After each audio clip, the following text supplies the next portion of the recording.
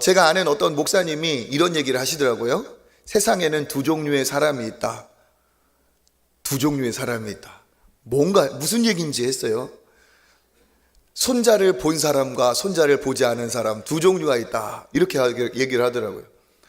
그분이 이제 손녀를 낳았는데 그렇게 예쁜 거예요. 그러니까 그 목사님이 너무 예뻐서 자식하고 다르대요. 경험 해보신 분들은 아마 이렇게 그런 지금 느낌이 있으시죠? 예. 자식이 물론 예쁘지만 또 손자, 손녀는 자식보다 훨씬 또 뭔가 다른 특별한 그게 있나 봐요. 저도 이렇게 보면은 이렇게 우리 권사님이나 우리 장로님들 중에서 이렇게 또 안수지 집사님 뭐 중에 이렇게 손자나 손녀하고 이렇게 같이 교회에 오시는 분들 보면은 그냥 예뻐가지고 그냥 얼마나 예쁜지 모르겠어요. 그죠? 그렇게 손자, 손녀가 예쁜데 아브라함은 100세에 아들 하나 낳았답니다. 얼마나 예뻤겠어요. 그렇죠? 그거는 자식에 대한 사랑 플러스 손자, 손녀에 대한 사랑 플러스 오로지 하나. 그죠? 여러 명도 아니고 한 명이니까 그냥 모든 사랑이 그 아브라함에게서는 이삭 하나에게, 그 아들에게 집중이 됐을 겁니다.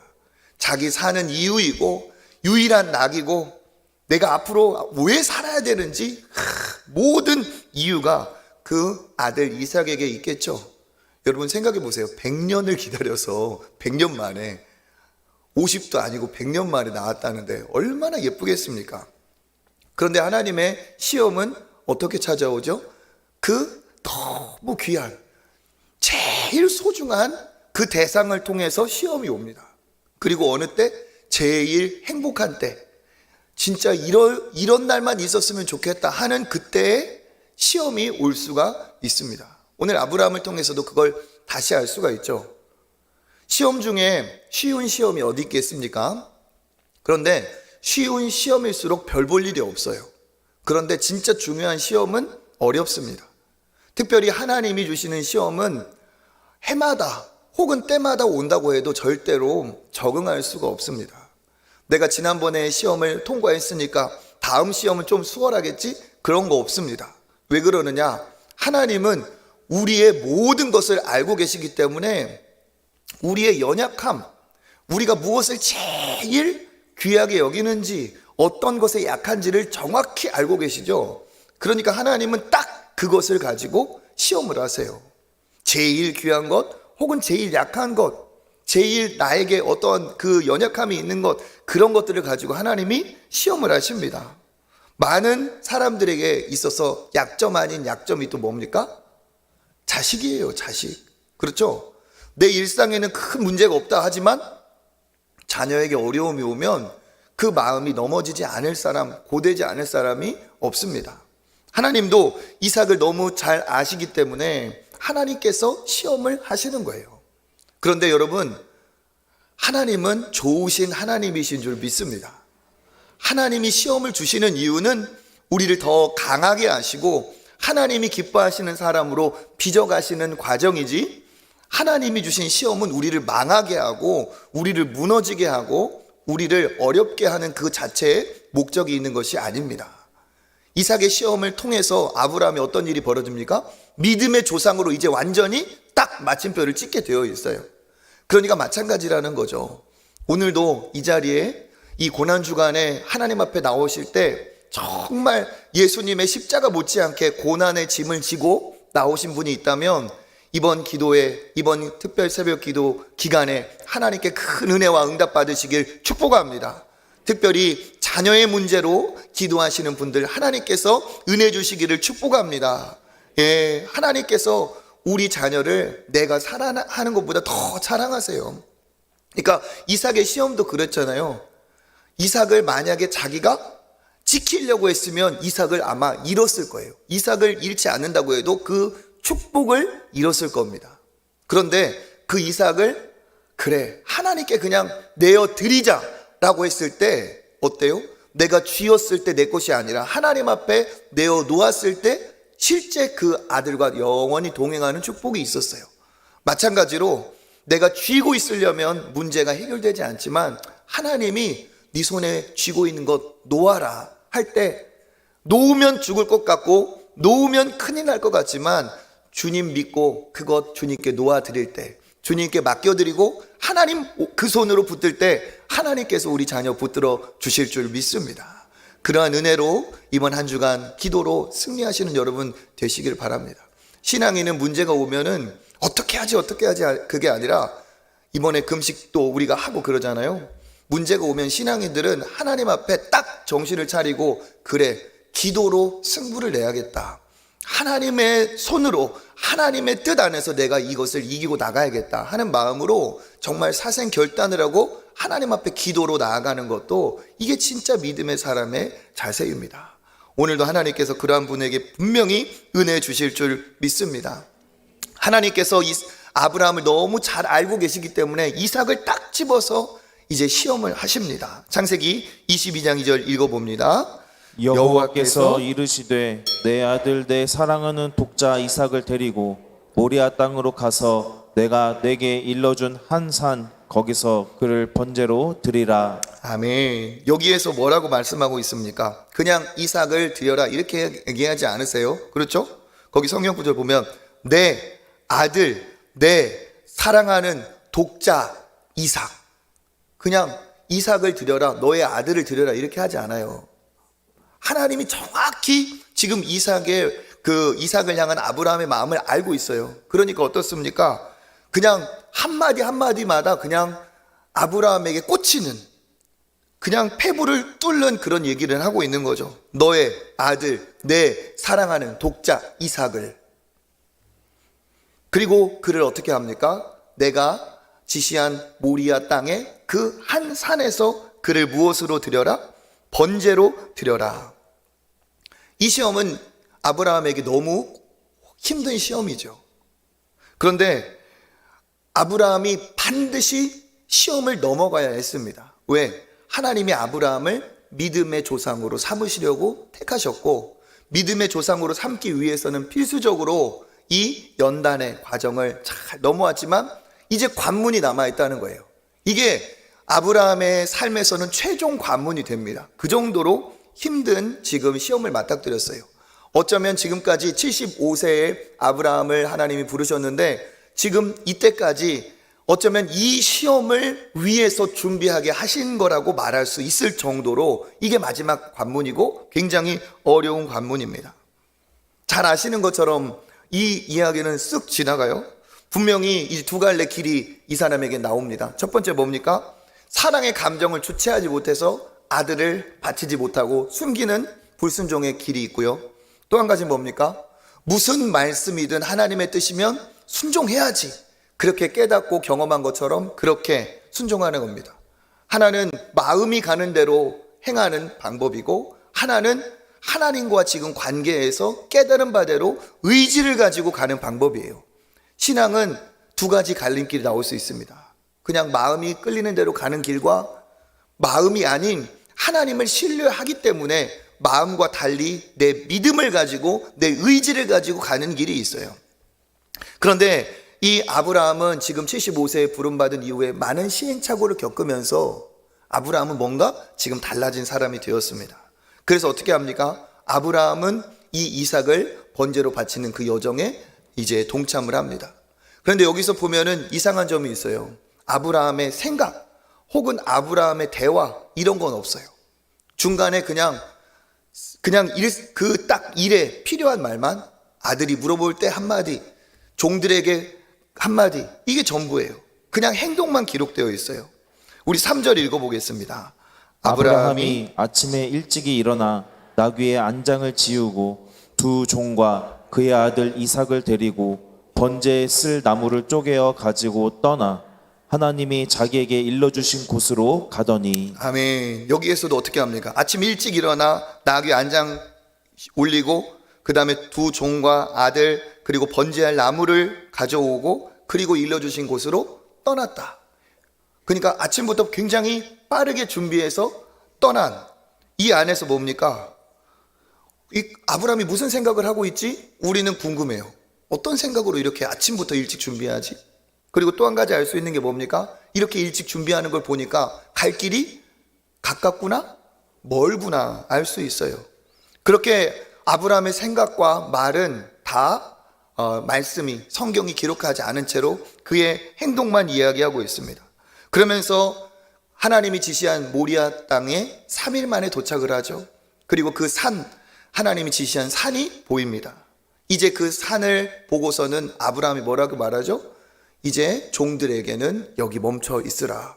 그리고 어떻게 합니까? 우리가 가서 다녀오겠다 하고 출발을 합니다. 이제는 어떻게 합니까? 아브라함과 이삭만 함께 동행하는 길이에요. 번제를 드리기 위해서는 나무와 불과 칼이 필요합니다. 그것을 아들과 함께 나누어지고 산으로 올라가고 있습니다. 그리고 이제 산의 중턱, 이제 산에 하나님이 명하신 그 장소에 도착을 합니다. 도착을 하고 나서도 여전히 성경은 그냥 아브라함의 마음이 어떠한지, 감정이나 그가 어떠한 생각을 하고 있는지 얘기하지 않아요. 그리고 그냥 계속 행동만 묘사하고 있습니다. 일러주신 곳에 이르러서 이제 아브라함은 번제 드릴 준비를 합니다. 번제 드리려면 단을 쌓아야 되고 나무를 올리고 그 다음에는 제물이 그 위에 올려집니다. 어떻게 하는지 한번 보겠습니다. 9절 읽어보겠습니다. 하나님이 그에게 일러주신 곳에 이른지라. 이에 아브라함이 그곳에 제단을 쌓고 나무를 벌려놓고 그의 아들 이삭을 결박하여 제단 나무 위에 놓고. 아멘. 하나님이 그를 일러주신 곳에 이르렀습니다. 그러니까 하나님은 이 장소를 딱 지정을 하신 거예요. 그리고 여기에 어떻게 합니까? 아브라함이 제단을 쌓습니다. 제단은 돌로 쌓는 거죠. 돌로 제단을 쌓습니다. 그리고 어떻게 합니까? 나무를 벌려놓고, 이제 번제는 태우는 제사이기 때문에 나무를 그 제단 위에 놓습니다. 그리고 어떻게 합니까? 그의 아들 이삭을 결박했다. 묶었다는 거죠. 묶은 다음에 제단 나무 위에 놓았다. 그리고 나서 이제 모든 제사의 준비가 끝난 거죠. 이제 아브라함은 마지막 그 일을 행해야 됩니다. 이게 뭡니까? 그 아들을 제물로 잡기 위해서 아들을 죽일 수밖에 없는 상황에 이르렀던 거죠. 아브라함은 이 절정의 순간에 망설였는지 어쨌는지 그것도 나와 있지 않아요. 그냥 제단 위에 놓고 성경을 볼까요? 10절 시작. 손을 내밀어 칼을 잡고 그 아들을 잡으려 하니. 아멘. 제단 나무 위에 놓고 손을 내밀어 칼을 잡고 그 아들을 잡으려 했다. 아브라함은 그 아들을 향해서 이제 손을 내밀어서 칼을 잡고 아들을 잡으려 칼을 높이 치켜듭니다. 칼자루를 힘껏 잡고 이제는 모든 것이 끝났다는 생각을 가지고 내려 치려 할 때 천둥 같은 소리, 번개 같은 소리가 아브라함의 귓전을 울리죠. 이건 연기가 아닙니다. 이거는 쇼가 아니에요. 하나님이 이게 아브라함이 그냥 이 눈치 보면서 이렇게 했다면 안 불렀어요. 그런데 아브라함은 진짜 이삭을 이제는 하나님 뜻에 순종해서 내가 번제로 드린다는 그런 결단과 순종을 행하려 하였기 때문에 그 찰나에 하나님께서 부르신 겁니다. 이제는 끝이다라고 생각하고 손에 힘을 들어서 내리치려 할 때 아브라함아, 아브라함아, 2번 그러죠. 한 번이 아니에요. 2번이에요. 이 2번은 무슨 의미입니까? 아브라함보다 하나님이 더 다급하신 거죠. 이거는 그냥 평온한 톤의 아브라함아, 아브라함아 이게 아니라 굉장히 격양된 아브라함아, 아브라함아, 위기에 빠진 누군가를 살려낼 때, 위기에서 나를 도와달라고 외칠 때 하는 그런 울부짖음에 가까운 하나님의 아브라함을 부르는 소리입니다. 그제서야 아브라함은 정말 아들을 치려했던 그 손을 풀고 맥이 탁 놓았겠죠. 하나님이 뭐라고 하시는지 우리 11절과 우리 12절 상반절 읽어보겠습니다. 여호와의 사자가 하늘에서부터 그를 불러 이르시되 아브라함아, 아브라함아 하시는지라. 아브라함이 이르되 내가 여기 있나이다 하매 사자가 이르시되 그 아이에게 내 손을 대지 말라. 그에게 아무 일도 하지 말라. 아멘. 아브라함아, 아브라함아, 그 아이에게 내 손을 대지 말라. 그에게 아무 일도 하지 말라. 하니까 이제는 어때요? 이 시험이 끝이 된 거예요. 시험은 마쳤어요. 아브라함은 시험을 통과했습니까? 아니면 통과하지 못했습니까? 통과했어요. 아브라함은 이 시험을 이겨냈어요. 그래서 하나님이 그것을 너무 기뻐하시고 아브라함을 축복하시죠. 그리고 나서 이 아브라함을 막으신 하나님이 이제서야 알겠다 얘기하십니다. 12절 하반절 시작. 내가 내 아들 내 독자까지도 내게 아끼지 아니하였으니 내가 이제야 내가 하나님을 경외하는 줄을 아노라. 아멘. 그의 믿음, 하나님을 향한 그의 마음이 어때요? 이 행위, 순종의 행위를 통해서 드러났어요. 그는 순종할 사람이었고 믿을 만한 사람이었죠. 그렇지만 그 믿음과 그의 순종은 뭘로 드러났습니까? 진짜 행함으로 드러났어요. 믿음과 행함은 뗄래야 뗄 수 없습니다. 믿음은 행함으로 드러나고 행함으로 드러난 믿음이 진짜입니다. 그러니까 믿음이 하나님 아시잖아요. 제 믿음 그렇게 하지 않았다는 거예요. 그래, 너의 믿음이 있는 줄 안다. 그러니까 이것을 순종해라 이거예요. 하나님도 우리에게 그 순종의 행동을 원하실 때 우리가 그렇게 기꺼이 나아가면 하나님께서 그렇게 그래, 이제 내가 너에게 믿음이 있는 줄, 네가 순종하는 나의 자녀인 줄 알겠노라 은혜를 베풀어 주실 줄 믿습니다. 이 이후에 아브라함은 큰 축복을 받죠. 17절 18절 읽어보겠습니다. 내가 내게 큰 복을 주고 내 씨가 크게 번성하여 하늘의 별과 같고 바닷가의 모래와 같게 하리니 내 씨가 그 대적의 성문을 차지하리라. 또 내 씨로 말미암아 천하 만민이 복을 받으리니 이는 내가 나의 말을 준행하였음이니라 하셨다 하니라. 아멘. 하나님이 뭐라고 말씀하십니까? 내게 큰 복을 주고. 그러니까 하나님이 이 아브라함을 시험하신 것은 처음부터 어쩌면 이삭을 죽일 의도가 없었다는 걸 알 수 있어요. 여기에서 뭘 주고? 큰 복을 주고. 만약에 실패했더라도 하나님은 이삭을 데려가시는 하나님이 아니라 복을 안 주시면 안 주셨지, 이삭을 네가 못 죽인 아들 내가 죽이겠다 이런 하나님이 아니라는 거예요. 그런데 이것을 통과하니까 그대로 뭡니까? 이삭의 시험은, 아브라함이 겪은 이삭을 번제로 바치는 시험은 복을 받느냐 못 받느냐의 시험이지 진짜 하나님이 뺏어가려고 하시는 시험이 아니었다는 걸 우리가 알아야 됩니다. 근데 여기에서 뭡니까? 내 씨로 크게 번성하게 하고 그 씨로 말미암아서 대적의 성문을 차지하리라. 이건 뭐예요? 대적과 싸움에서 성문을 차지했다는 건 승리하는 거죠. 승리하게 될 것이다. 너의 씨로 말미암아 천하 만민이 다 복을 받게 될 것이다. 네가 내 말을 준행했기 때문이다. 큰 축복을 주십니다. 여기에서 강조된 게 뭐죠? 너의 씨로. 이게 강조됐다는 게 좀 특별하죠. 그리고 나서 어떻게 됩니까? 이제 그 제단 위에 이삭은 드리지 않아도 돼요. 무엇을 보았기 때문에, 무엇이 준비되었기 때문에?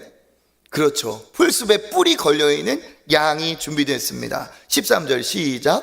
아브라함이 눈을 들어 살펴본즉 한 순양이 뒤에 있는데 뿔이 수풀에 걸려 있는지라.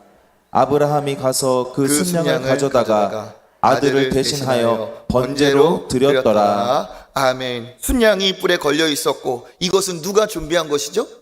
하나님이 준비한 것이죠. 그래서 그것을 이삭을 대신하여 그 제단에 번제로 올려드리고, 그곳을 아브라함이 어떤 곳이라고 명명했어요? 여호와, 그렇죠, 여호와 이레. 하나님이 돌보신다. 여호와 이레, 하나님이 준비하신다. 이레라는 말은 원래 보다라는 뜻이, 하나님이 보신다, 미리 보신다, 준비한다, 돌보신다. 그래서 이것을 통해서 어때요? 해피 엔딩. 그래서 오늘 이 말씀의 핵심 메시지는 뭐냐? 아브라함이 말씀에 순종하여 복을 받았으니까 우리도 순종하는 사람이 되자. 이게 우리가 지금까지 많이 들었던 메시지예요. 그죠?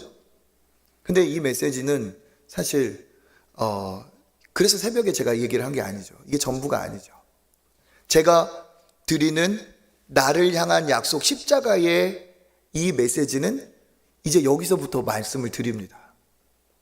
여기까지 듣고 사실 다 알고 있어요.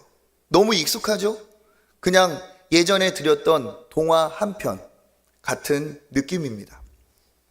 그러니까 이 얘기를 듣고 그래, 힘든 일 순종하여 복받았구나, 이 정도. 그래, 순종하는 사람이 되자. 그리고 나하고 개인적으로 그 아브라함과 이삭의 사건이 무슨 그런 연관성이 있을까에 대해서는 사실 깊이 생각하지 않아요.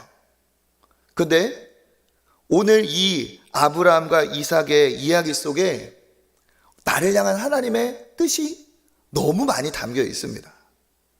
우리가 어릴 때부터 들었기 때문에 그냥 그렇게 했지. 하지만 하나하나 살펴보면 하나님의 의도들이 너무 많이 숨겨져 있고 이 안에 이상한 의혹들이 굉장히 많아요. 일단은 크게 두 가지로 말할 수 있어요. 첫 번째 뭐냐? 왜 하나님은 독자를 이삭을 번제로 바치라는 이러한 유형의 시험을 하셨느냐 이거예요.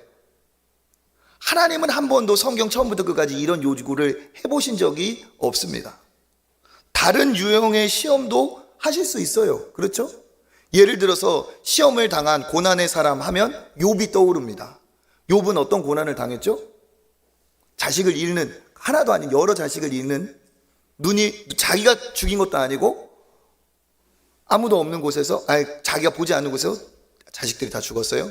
그리고 몸에는 병이 생겨서 고통스러웠어요. 재산도 잃어버렸어요. 아내에게도 모욕을 당했어요. 친구들이 찾아와서 막 정죄를 했어요. 갖가지 고난을 당했어요. 그런데 이삭은 다른 유형의 시험을 충분히 당할 수도 있는데 왜 굳이 아들을 드리라는 한 번도 그 이후에도 보지 못한 유형의 시험을 하나님이 하라고 하셨느냐 하는 거죠. 그리고 또 뭡니까? 지금까지 많은 시험을 거쳐온 아브라함 아니겠습니까? 심지어는 자기 아내를 걸고서 그렇게 목숨을 부지하며 여러 가지 시험을 당했어요. 그런데 왜 아브라함의 믿음의 조상이 되게 하는 최종의 시험을 아들을 바치는 것으로 마무리를 했냐 하는 겁니다. 구체적으로 말하면 아들 없는 75세 노인, 그냥 살아도 되는 75세 노인을 일부러 불러서 고향을 떠나게 하고 25년 동안 광야의 생활을 하게 하고, 저는 사실 아들 없어도 됩니다. 종에게 그냥 제 재산을 양도하겠습니다. 제 노력으로 해서 몸종 중에 한 명을 통해 그냥 아들을 낳겠습니다. 다 아니라고 하면서 굳이 100살까지 끌고 와가지고 거기에서 아들 하나 주시고, 그리고 그 아들 정들자 이제 아들하고 행복하게 살려고 하는 딱 그때까지 기다려서 왜 이런 식으로 하고 계시냐 하는 거예요. 그리고 뭡니까? 가까운 곳에서도 번제 바치라 할 수 있어요. 그런데 3일 길을 걸어서 그 땅에 내가 지시한 그 한 산으로 가라고, 그냥 제사의 장소를 원래는 가다가 멈추고 제사를 드렸던 그 스타일이었는데 네가 이제는 와서 어디서 드리라고 장소를 지정하고 있어요. 번제를 아들을 드리라고 할 때도 종들도 있습니다. 그런 모진 것, 그래도 하나님이시라면 드리기를 허락한 아버지에게 네 손으로 죽이지 않아도 되는 그 정도는 허락해 주실 수도 있어요. 그런데 하나님은 굳이 잔인하고 비참하게 그 사랑하는 아버지에게 자기 자식을 자기 손으로 죽여보라고 지금 테스트를 하고 있습니다. 그런데 나중에 또 뭡니까? 이삭 대신에 순양 한 마리가 또 기다리고 있어요. 그래서 이삭 대신에 그 순양이 와요. 이 순양은 또 뭐냐? 그리고 하나님이 주신 축복 중에 유독 강조하는 게 있어요. 너의 씨로 말미암아서 온 대적을 이기고 너의 씨로 만민이 복을 받고 너의 씨로 말미암아서 하늘의 별, 바다의 모래처럼 어마어마한 너의 후손들이 생길 것이고, 근데 내 씨, 이 단수 직역을 하면 이삭인데 이삭을 통해 이런 일은 일어난 적이 없어요. 이삭이 전쟁을 잘하고 이삭이 막 어마어마하게 아들을 많이 낳고 그런 거 아니에요. 그러니까 다 아는 얘기지만 사실은 이 안에 수수께끼 같은 일들이 너무 많이 집약이 되어 있다는 겁니다. 결정적으로 우리가 놓치고 있었던 의혹이 뭐냐? 당사자인 이삭입니다. 지금 아브라함이 나이를 추정하면 약 120세 가까이 돼요. 아들을 낳고 100세에 낳고 한 20여 년 가까이 살았어요. 그러면 이삭은 몇 살 정도 된 겁니까? 그렇죠. 20살 가까운 10대 후반 정도 된 거예요. 어디에 그런 게 있습니까, 목사님? 단서가 있어요. 우리 6절 한번 읽어볼까요? 아브라함이 이에 번제나무를 가져다가 그의 아들 이삭에게 지우고. 아멘. 여기 번제나무는 뭡니까? 제물을 태워서 드리기 위해 준비한 땔감이에요. 그런데 번제는 그냥 어설프게 그슬르는 그런 제사가 아니라 번제는 하나님 앞에 모두 드립니다라는 의미이기 때문에 완전히 태워야 돼요. 그러려면은 나무를 그냥 한두 토막 갖고 되는 게 아닙니다. 가져갈 수 있는 만큼 짊어져야 돼요. 그런데 이 번제 나무를 아브라함이 누구에게 지었다고요? 이삭에게 지었다고요. 그러니까 우리가 그림이나 어떠한 스토리에서 나오는 것처럼 아브라함은 건장한 아버지, 수염이 덥수룩하고 막 팔뚝 굵어가지고, 제단에 놓여있는 이삭은 꼬맹이 하면서 눈물을 이렇게 똑똑똑 흘리면서 아버지 저 죽일 거예요? 이러고 있는 어린애. 그래서 아브라함이 칼을 들고 막 무서운 얼굴, 이런 거를 생각하지만 이 그림이 전혀 아니었다는 거예요. 아브라함은 120세, 사라가 127세에 죽었어요. 그러면 거의 죽을 때가 가까운 거예요. 죽기 직전에 가까운 노인. 아들은 적어도 고등부 누구 있어 지금? 고등부 어디 있어? 고등학생 10대 후반. 아, 여기서부터 재밌어지는데 눈 감고 계신 분들 아쉽다. 10대 후반. 그러니까 상상을 해보면 지금 제단을 쌓고 돌멩이를 옮겨다 놓는 것은 단 2명이 다 한 거예요. 그러면 아브라함이 주도는 했지만 그 돌멩이 누가 쌓았을까요? 이삭이 돕지 않으면 제단 못 쌓는 거예요. 나무 등짐 지고 온 거, 여러분 그냥 맨몸으로 산 올라가는 것도 쉽지 않습니다. 그런데 짐을 지고 올라가 보셨어요? 저는 군대 있을 때 산을 그렇게 많이 다녀서 지금도 산을 안 가요. 양구에서 산을 얼마나 갔는데, 야, 그냥 올라가는 것도 힘든데 군장 메고 올라가면 진짜 막 숨이 여기까지 와 있어서 막 정말 너무 힘들어요. 그 나무짐을 이삭에게 지고 올라왔다는 거예요. 그 나무짐을 깔았어요 지금. 그러니까 상상해 보면 이거예요. 큰 나무 토막을 하나 이거지 하는데 그 조용히 와서 아들이 같이 들어주는 거예요. 그렇게 나무를 놓고 그렇게 돌을 놓고. 아브라함이 이삭을 결박했다고 하는데 어떻게 결박했을까요? 아브라함이 말하지 않고 그냥 행동으로 말한 거예요. 붙들어 왔어요. 그래서 묶어요. 개 미용할 때도 그 붙들고 있는 거 어려워요. 그런데 사람이 건장한 이제 청년이 되어가는 이 이삭을 묶는다는 게 쉽겠습니까? 협조하지 않으면 절대 못 묶는 거예요. 여기 있는 6절에 보면 그 아이에게 손대지 말라 할 때 그 아이라는 단어를 보고 우리가 혼동을 하는데 아이 아닌가? 아니에요. 그 아이라는 나르라는 그 단어는 어린아이부터 청년까지 하는 젊은 친구, 쉽게 말하면 어린 친구, 젊은 친구예요. 어떻게 말하느냐에 따라서 상황에 따라 대상이 다른 거야. 어린아이가 아니라는 거예요. 그러니까 뭐냐? 아브라함이 이삭을 묶을 때 협조하였고 그 제단 위에 눕힐 때 질질질 이렇게 어쩔 수 없이 온 게 아니고 협조해서 와서 눕히니까 그냥 누운 거예요. 그러니까 아브라함의 순종만으로 이 제사가 완성된 게 아니라는 사실입니다. 오히려 이삭의 협조가 없었으면 더 이 일은 이루어질 수가 없었다는 거예요. 어쩌면 아버지 못지않게 이 죽음을 알고 직감한 이삭이 모르던 게 아니잖아요. 이 죽음을 직감한 이삭은 적극적으로 아버지가 자기를 죽이는 번제에 협조를 하고 있었다는 거예요. 그러니까 아브라함의 순종으로 이게 된 것이 아니고 그것에 뭐까지? 이삭의 협조, 어떻게 보면 이삭의 더 큰 순종이 이 안에 있었다는 거예요. 어떻게 이런 일이 있을까? 생각해보면 이럴 수밖에 없어요. 아브라함은 처음 부른 믿음의 1세대이기 때문에 좌충우돌했지만 이삭은 믿음의 2세대였기 때문에 어릴 때부터 말씀으로 순종으로 키웠어요. 하나님이 이삭에게는 하나님의 순종의 영을 주시고 아들의 영을 주셔서 아버지가 자기를 죽이려 하는 것까지도 어때요? 믿고 순종할 수 있는 아들이었다는 사실이에요. 그 뒤에도 이삭의 인생을 보면 이삭은 정말 온유한 삶을 삽니다. 그러니까 이 그림을 보면 뭡니까?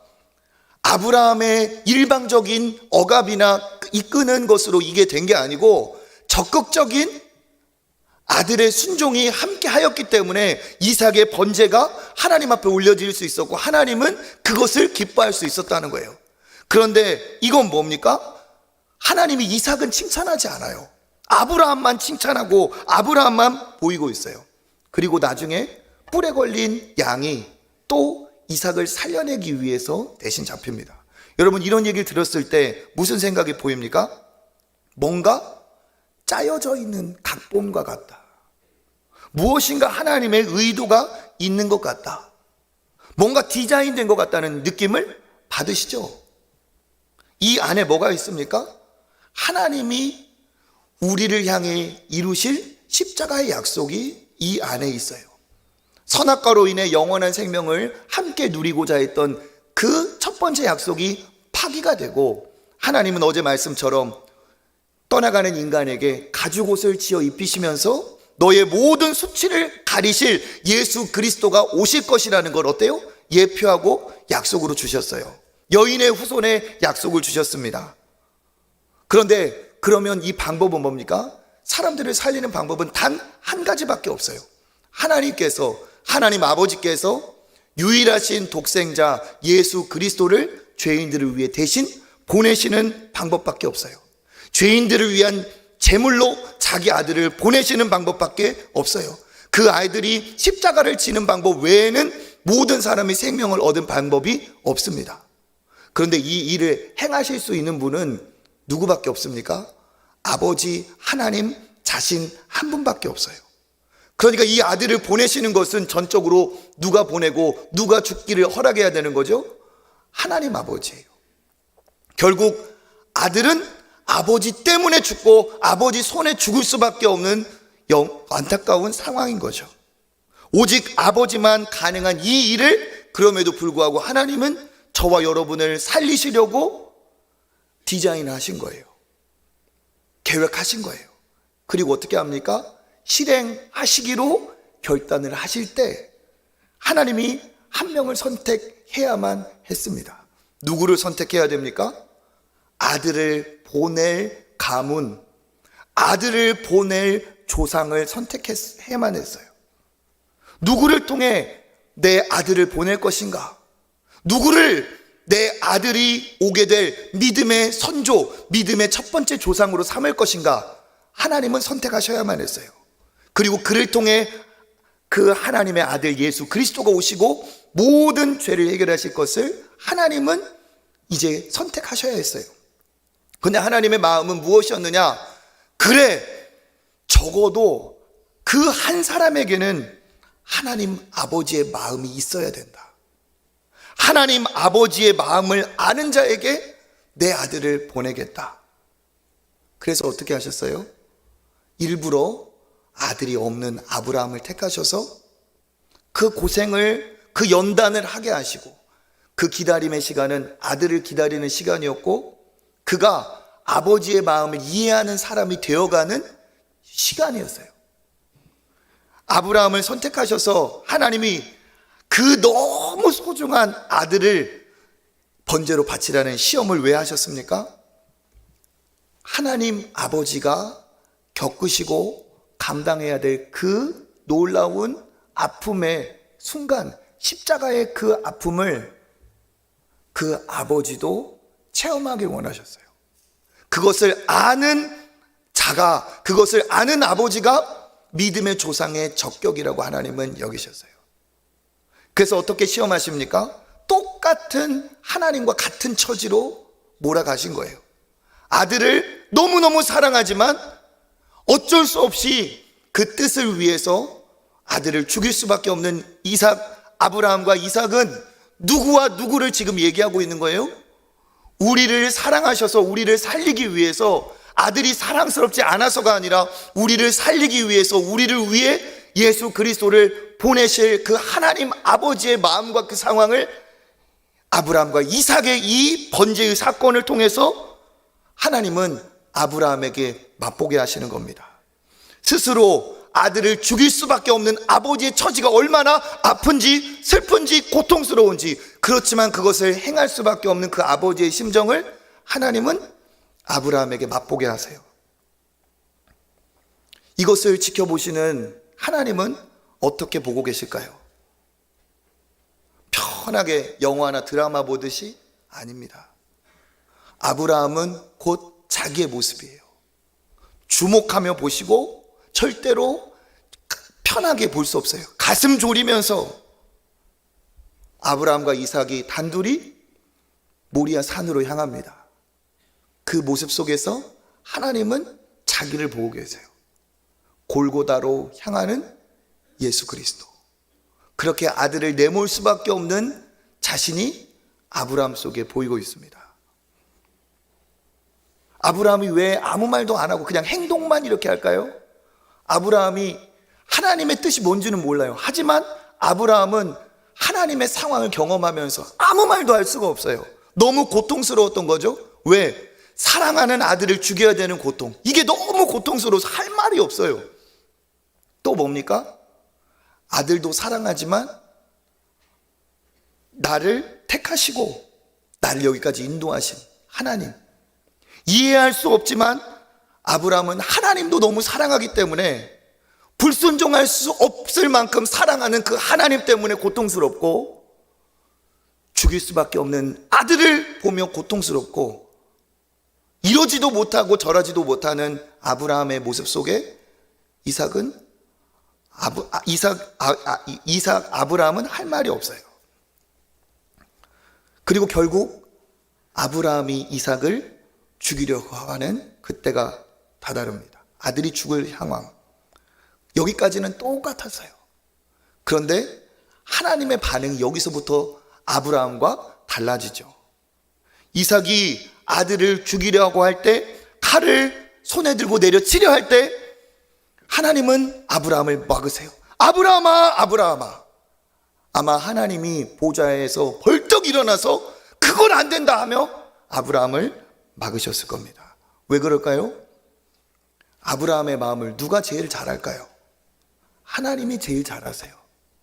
아브라함의 마음을 누구보다도 잘 아는 것은 하나님 자신이기 때문에, 아브라함은 자기의 마음이기 때문에 하나님은 아브라함을 막으시고 다급히 이삭을 살리십니다.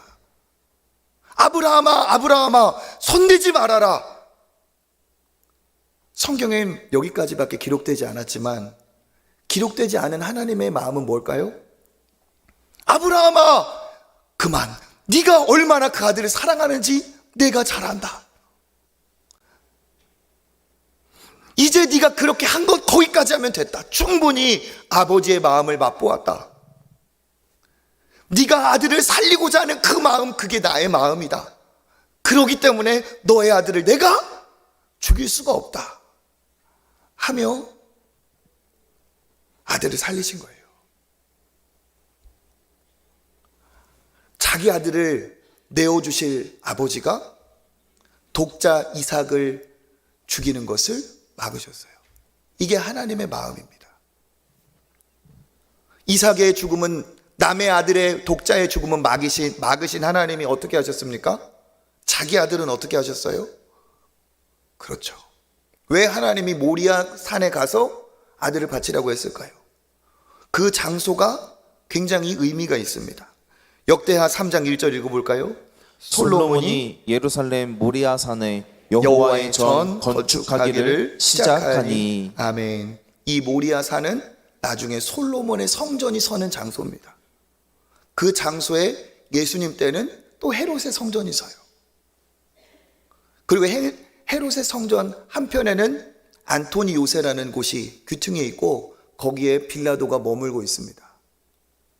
그리고 그 빌라도 앞에서 하나님의 아들이신 예수님이 십자가 사형 선고를 받으세요. 그러니까 이 모리아는 어떤 의미가 있습니까? 아브라함에게는 자기 아들을 바친 그러한 의미가 있지만 하나님께는 어떤 의미예요? 자기의 아들 예수 그리스도를 바칠 그 땅이 바로 여기예요. 그 땅에서 하나님의 외아들 독생자 예수님은 이삭과 같이 묶여 있습니다. 십자가에 묶여 있어요. 묶인 정도가 아니라 아예 사람인데 무슨 나무 토막처럼 못을 박아서 묶어놓은 정도가 아니라 못 박아 걸어놨어요. 어제 말씀처럼 완전히 나체를 가지고 그렇게 못 박혀 있어요. 누구를 위해서? 저와 여러분을 위해서. 아버지가 아들을 사랑하지 않아서입니까? 아니에요. 아들을 사랑하는데 아들만큼 아들 이상 죄인을 사랑하시고 죄인을 살리고자. 그곳에서 아들이 아버지를 향해 외칩니다. 엘리 엘리 라마 사박다니. 뭐예요? 나의 하나님 어찌하여 나를 버리시나이까. 그 아들이 아버지를 향해 외쳐요. 그런데 그 시각 아버지는 아브라함의 독자는 살리신 그 좋은 아버지가 자기의 독자는 그냥 죽게 하늘의 문을 닫으세요. 마가복음 15장 33절 읽어볼까요? 온 땅에 어둠이 임하여 제9시까지 계속하더니. 하나님이 하늘을 닫으신 거예요. 안 보신 거예요. 아들이 죽는데 이제는 하나님이 이 죽음을 허락하신 거예요. 그리고 어떻게 됩니까? 큰 소리를 지르시고 37절 예수께서 큰 소리를 지르시고 숨지시니라. 아멘. 아들이 죽었습니다. 아브라함의 아들 독자를 살리신 하나님은 거기까지 하셨어요. 그런데 어떻게 해요? 자기의 독자인 예수는 죽기까지 허락하셨어요. 이건 뭡니까? 하나님이 허락하지 않으면 죽을 수 없는 분이에요. 그러니까 이건 뭐예요? 하나님이 이 아들을 죽이신 거나 다름없어요. 아브라함이 자기 손으로 죽여야 하는 그 고통을 그냥 맛만 보았는데 하나님은 이걸 어떻게 해요? 체험하신 거예요. 체험하신 것. 왜 그렇습니까? 왜 그 아들이 사랑스럽지 않아서? 그 아들이 능력이 없어서? 아버지 왜 그러세요? 뿌리칠 수 있었던 이삭이지만 순종하였잖아요. 하나님의 아들 예수 그리스도 역시 뿌리칠 수 있어요. 왜 이러세요 아버지? 하실 수 있지만 겟세마네 동산에서 아버지의 뜻이거든 순종하겠습니다 하며 능력이 없어서가 아니라 힘이 있지만 능력이 있지만 적극적으로 순종해서 협조하여서 아들은 죽으셨고 아들은 아버지에게 협조해서 칼을 맞았어요. 십자가에 칼을 맞았어요. 번제 때 아브라함의 아들 이삭이 맞지 않은 그 칼을 예수 그리스도는 맞으셨어요. 왜요? 아들은 아버지께 순종하였고 아버지는 죄인들을 살리시려고. 그 혜택에 받은 죄인이 누굽니까? 저와 여러분이에요. 우리가 예수 믿고 천국 간다는 얘기는 정말 쉽지만 이 얘기는 하나님 입장에서는 뼈에 사무치는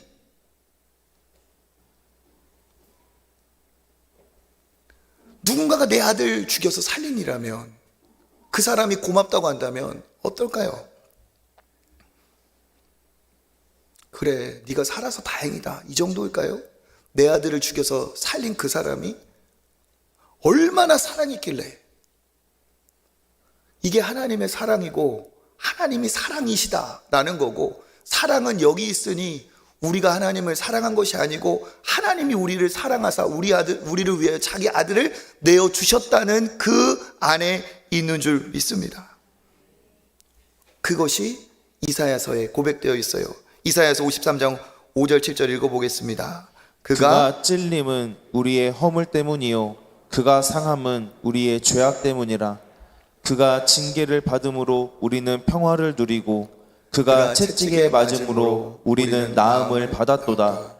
우리는 다 양 같아서 그릇 행하여 각기 제 길로 갔거늘 여호와께서는 우리 모두의 죄악을 그에게 담당시키셨도다.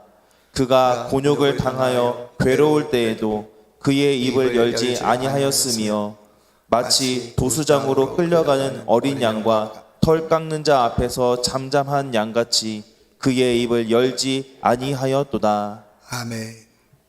하나님은 아들에게 죄짐을 맡기셨고, 그리고 예수님은 입 열지 않고 뿌리치고 나가실 수 있는 예수님이 십자가에서도 한마디 하지 않고 우리를 위해 죽으셨습니다. 아들의 영을 받아 순종한 이삭은 누구입니까? 장차 우리를 위해 모든 능력을, 모든 권세를 가지셨지만 묵묵히 순종하신 예수 그리스도예요. 죽어야 될 이삭 대신에 누군가에 의해, 하나님에 의해 뿌리 걸려 있었던 그 순양은 누굽니까? 그렇죠. 이삭 대신 죽은 순양은 또 역시 우리를 위해 하나님이 예비하신 우리의 예수 그리스도이십니다. 그러니까 이 구원사회적 의미로 보면 아브라함과 이삭, 왜 이 시험을 통과한 다음에야, 그래야 네가 믿음의 조상이 될 수 있었는지가 여기에 있는 거예요. 여러분, 우리의 구원은 기적 중의 기적입니다. 저는 이 말씀을 깨닫고 얼마나 울었는지 몰라요. 지금도 생각이 나요. 진짜 살기 어려울 때, 힘들 때가 있었습니다. 그때 너무 힘들어서 갈 곳도 없고 저는 차 안에서 성경을 봤어요. 신학하기 전에, 결혼 직후에, 애들도 없을 때, 너무 힘들어서 애 하나 낳는 것도 사실 겨를도 없을 때 창세기를 읽어갔어요. 그런데 어느 날 하나님이 말씀을 통해 아브라함의 마음과 아버지의 마음, 그리고 그 나를 얼마나 사랑하시길래 이렇게 아들을 주셨을까 하는 그 마음이, 진짜 나보다 비참한 사람 어디 있을까, 나보다 힘든 사람 어디 있을까 할 때 하나님이 그 사랑을 주시더라고요. 하나님 저 힘들어요, 하나님 저한테 왜 이러세요, 말 한마디 할 수 없이 하나님 사랑에 굴복하고 참 많이 저도 통곡하며 혼자 차 안에서 울었던 적이 있어요. 우리의 구원은 기적 중의 기적입니다. 아브라함 혼자 이삭을 바칠 수 있었던 게 아니고 이삭이 순종하였기 때문에, 우리의 구원도 하나님 혼자 하신 게 아니라 우리의 구원도 우리를 위해 전적으로 아들의 모습으로 오시고 아버지의 칼을 피하지 않고 맞으신 아들의 순종이 있었기 때문에 우리가 구원을 받았습니다. 아버지는 아들을 주시고 아들은 우리를 위해 자기 생명을 주시고 우리를 살리기 위해서 순양을 준비하신 것처럼 성령님은 우리를 위해 지금도 그 2000년 전의 사건이 나의 사건이 되게 하시는 그 놀라운 섭리를 통해 우리의 구원이 성부, 성자, 성령 이 삼위의 역사 안에 나의 구원이 이루어졌다는 거예요. 그렇기 때문에 십자가는 뭡니까? 사랑의 결정체예요. 이제 끝날 때가 됐네. 십자가는요, 감사, 사랑, 감격하지 않을 수 없는 어마어마한 하나님의 사랑이에요. 저와 여러분은 누굽니까? 이 삼위 하나님의 모든 것을 내어주신 그 사랑으로 건져진 사람이에요. 그러니까 얼마나 내가 소중합니까? 그러니까 얼마나 이 십자가의 사랑이 큽니까? 이것을 맛본 사람은 세상을 이길 수 있어요. 이 사랑 안에 거하는 사람은 세상이 부럽지 않아요. 왜? 이 사랑이 얼마나 크고 놀랍고 대단한 건지를 맛보았기 때문에 그런 말 할 수 있어요. 예. 세상이 부럽지가 않아요. 다른 것 껄떡거리며 안 살아도 돼요. 하나님 사랑이면 충분하기 때문에 그래요. 이 놀라운 사랑이 나를 위해 부어졌는데 여전히 갈증? 아닙니다. 이 십자가의 사랑에 만족하고 그 십자가의 사랑이 나를 격려해주고 십자가의 사랑이 어떠한 바닥에 있을지라 할지라도 그를 살리고 세우는 놀라운 힘이 이 십자가 안에 있는 줄 믿습니다. 이 놀라운 나를 향한 하나님의 사랑이 여러분을 향해 향하고 있고 흘러가고 있고 여러분을 지키시고 인도하시고 구원의 날까지 이루어 가실 줄 믿습니다. 이 십자가의 사랑으로 힘을 얻고 감사하고 고마워하시는 저와 여러분 되시기를 주님의 이름으로 축복합니다.